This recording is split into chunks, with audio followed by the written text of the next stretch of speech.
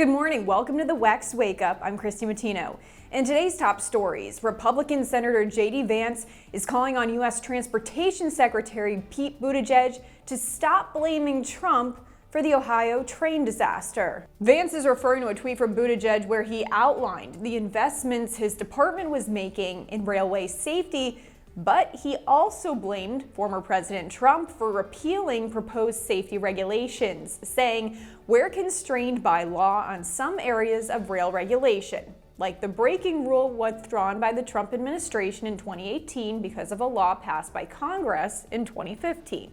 But we are using the powers we do have to keep people safe. Vance then posted a video on his Twitter account of him visiting the site of the train crash in East Palestine. Just see that chemical pop out of the creek.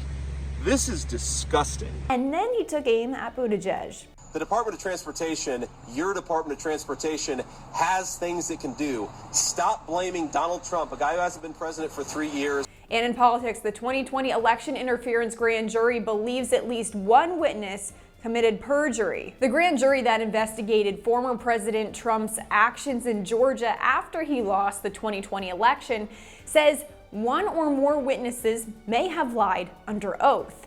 Now, parts of a report released Thursday featured a section where grand jurors expressed their concerns and recommended charges. The report gives a look into the findings from 26 members of the public who heard testimony from over 75 witnesses. But any recommendations of potential criminal charges for witnesses will remain undisclosed for now. In addition, limited details from the report show the jury's findings that there was no widespread fraud in the state election that could have inhibited Trump from winning. And could we see another female vice president in 2024? Well, the shadow campaign to become former President Donald Trump's running mate if he does win the nomination is starting to take shape. Trump has signaled he will not run again with former Vice President Mike Pence if he wins the bid.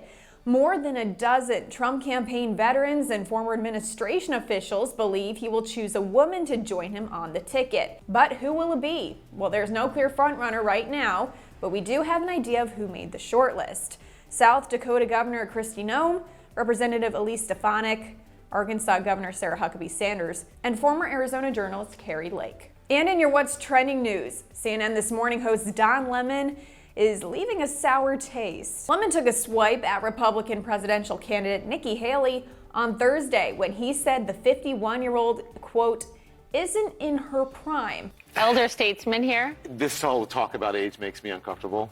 I think it's the wrong road to go down. She says people, politicians or something are not in their prime. Nikki Haley isn't in her prime. Sorry. When a woman is considered to be in her prime in her 20s and 30s and maybe 40s. Now, the comment comes after Haley says there should be a mandatory competency test for politicians more than 75 years of age. Lemon's co-host Poppy Harlow challenged his statement. I think we need to qualify. Are you talking about prime for like childbearing? To which Lemon responded, Don't shoot the messenger, I'm just saying what the facts are. Google it, everybody at home. When is a woman in her prime? It says 20s, 30s, and 40s. Lemon then cautioned Haley to be careful, saying older people vote, and she needs to make sure she isn't turning off a certain constituency who may be her strongest set of supporters. And that's today's news on the WEX Wake Up. Be sure to follow us on social media so you stay in the know of all things trending in politics.